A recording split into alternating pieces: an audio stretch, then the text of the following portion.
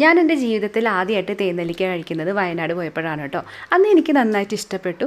അപ്പോൾ എൻ്റെ വിചാരം നമ്മൾ വീട്ടിലുണ്ടാക്കുമ്പോൾ തേനെല്ലിക്ക അതേ ടേസ്റ്റിൽ വരുന്നതാണ്. പക്ഷേ റീസെൻ്റ്ലിയാണ് ഞാൻ മനസ്സിലാക്കിയത് അവർ തേനുകൊണ്ട് മാത്രമല്ല ഉണ്ടാക്കുന്നത്, അതിനകത്ത് കുറച്ച് ശർക്കര നീരും എല്ലാം ചേർക്കുന്നുണ്ട്. പിന്നെ കേടാവാതിരിക്കാനുള്ള പല സാമഗ്രികളൊക്കെ ചേർത്തിട്ടാണ് നമുക്കത് കയ്യിൽ വരുന്നത്. വീട്ടിലുണ്ടാക്കി നോക്കണം, അപ്പോൾ ശരിക്കും അതിൻ്റെ ഡിഫറൻസ് അറിയാം കേട്ടോ. വീട്ടിലുണ്ടാക്കുമ്പോഴത്തെ തേനെല്ലിക്ക ഒരുപാട് ഹെൽത്ത് ബെനിഫിറ്റ്സ് ഉള്ളതാണ്. അതുമാത്രമല്ല അതിൻ്റെ ആ ഒരു ലിക്വിഡ് ഉണ്ടല്ലോ, ലിക്വിഡിന് ഒരു വേറെ ടേസ്റ്റാണ്. നമ്മൾ പുറത്തുനിന്ന് വാങ്ങിക്കുന്ന തേനെല്ലിക്കയുടെ ആ ഒരു നീര് കഴിക്കുമ്പോൾ ശരിക്കും തേൻ കഴിക്കുന്ന പോലെയല്ലേ ഉണ്ടാവുക. പക്ഷേ അങ്ങനെയല്ല, തേനും നെല്ലിക്കയും കൂടി ചേർന്നിട്ട് ഒരു പ്രത്യേക ഒരു ടേസ്റ്റാണ് അതിൻ്റെ ലിക്വിഡ് കഴിക്കാൻ. ഒരു ഫെർമെൻറ്റഡ് ആയിട്ടുള്ള ടേസ്റ്റാണ് കേട്ടോ. ഒരു ബിയറും വൈനൊക്കെ കഴിക്കുമ്പോൾ കിട്ടുന്ന ഒരു ഫീലില്ലേ, അതുപോലത്തെ ഒരു ഫീലാണ് എനിക്ക് കിട്ടാറ്. ഞാൻ എന്നും വെറും വയറ്റിൽ ഇതിൻ്റെ നീര് ഒരു ടേബിൾ സ്പൂണോളം കഴിക്കാറുണ്ട്. പിന്നെ ഒരു തേൻ നെല്ലിക്ക വീതം ഡെയിലി കഴിക്കും. ഞാനിപ്പോൾ റീസെൻ്റായിട്ട് ഡയറ്റൊക്കെ സ്റ്റാർട്ട് ചെയ്തിട്ടുണ്ട്. അപ്പോൾ അതിൻ്റെ ഭാഗമായിട്ടാണ് ഇത് ഉണ്ടാക്കിയത്. ഞാൻ മാത്രമല്ല, എൻ്റെ വീട്ടിലെല്ലാവരും കഴിക്കാറുണ്ട്. എൻ്റെ ഹസ്ബൻഡും മോനും ഒക്കെ കഴിക്കാറുണ്ട്. കുട്ടികൾക്കും മുതിർന്നവർക്കും ഒരുപോലെ കഴിക്കാം. ഉണ്ടാക്കുമ്പോൾ ശ്രദ്ധിക്കേണ്ട കാര്യം, നല്ല ഒറിജിനൽ തേൻ അറേഞ്ച് ചെയ്യാൻ വേണ്ടിയിട്ട് ശ്രമിക്കുക.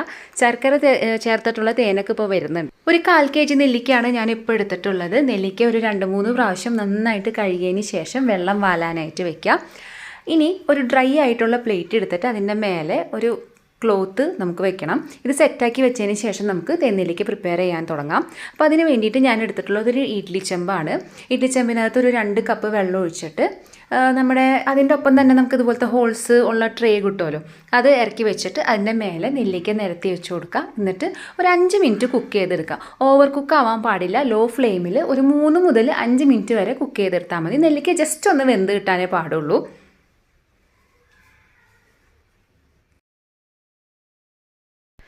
തേനെല്ലിക്ക നന്നായിട്ട് വെന്ത് വന്നിട്ടുണ്ട്. ഓവർ കുക്ക് ആവണ്ട, ഞാൻ പറഞ്ഞ പോലെ ചെറുതായിട്ടൊന്ന് വെന്ത് അതിൻ്റെ പുറത്ത് ആ സ്കിന്നൊന്ന് ചുളിഞ്ഞ് വരുന്ന ആ ഒരു പരുവുണ്ട്. അപ്പോൾ സ്റ്റോപ്പ് ചെയ്യുക കേട്ടോ കുക്ക് ചെയ്യുന്നത്.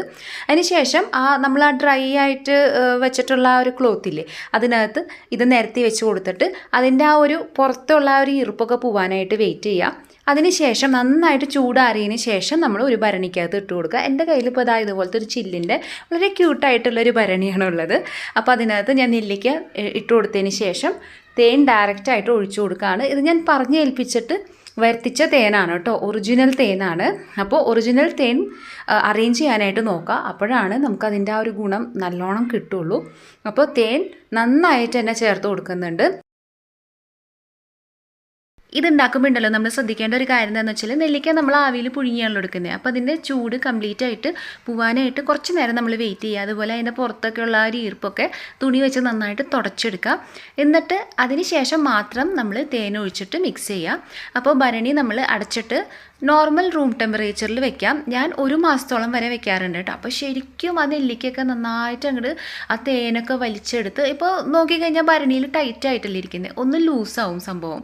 അപ്പോൾ എങ്ങനെയാണ് 1 മാസം കഴിഞ്ഞിട്ടുള്ളതെന്ന് ഞാൻ കാണിച്ചു തരാം കേട്ടോ. നോർമൽ റൂം ടെമ്പറേച്ചറിൽ വെച്ചിട്ട് പ്രോസസ്സ് ചെയ്തെടുത്തിട്ടുള്ള നെല്ലിക്ക ഇങ്ങനെയാണ് ഉണ്ടാവുക. അപ്പോൾ ഞാനിത് ആദ്യമേ കാണിച്ചത് തന്നെയാണ്. അപ്പോൾ ഇതുപോലെ നന്നായിട്ട് ഒന്ന് ഒതുങ്ങി വരും കേട്ടോ നെല്ലിക്ക. കഴിക്കാൻ വളരെ ടേസ്റ്റാണ്. നമ്മൾ പുറത്തുനിന്ന് വാങ്ങിക്കുന്നതിനെ വെച്ചിട്ട് നല്ല ഡിഫറെൻ്റാണ് ടേസ്റ്റ്. അപ്പോൾ വളരെയധികം ഹെൽത്ത് ബെനിഫിറ്റ്സ് ഉള്ള ഒന്നാണ് തേൻ നെല്ലിക്ക. ഉണ്ടാക്കാമെന്ന് പറഞ്ഞാൽ വളരെ ഈസി ആയിട്ടുള്ളൊരു കാര്യമാണ്. ചെറിയ ചെറിയ കാര്യങ്ങളൊക്കെ ഒന്ന് ശ്രദ്ധിച്ചാൽ മതി. അപ്പോൾ ഒന്ന് സെറ്റായെന്ന് മനസ്സിലാവുമ്പോൾ, നെല്ലിക്കൊക്കെ നന്നായിട്ട് അലുത്തൊന്ന് സെറ്റായെന്ന് മനസ്സിലാവുമ്പോൾ ഫ്രിഡ്ജിലേക്ക് മാറ്റാം. അപ്പോൾ ഇന്നത്തെ വീഡിയോ ഇഷ്ടമായി, യൂസ്ഫുൾ ആയെന്നുണ്ടെങ്കിൽ ലൈക്ക്, ഷെയർ, സബ്സ്ക്രൈബ്. ബൈ.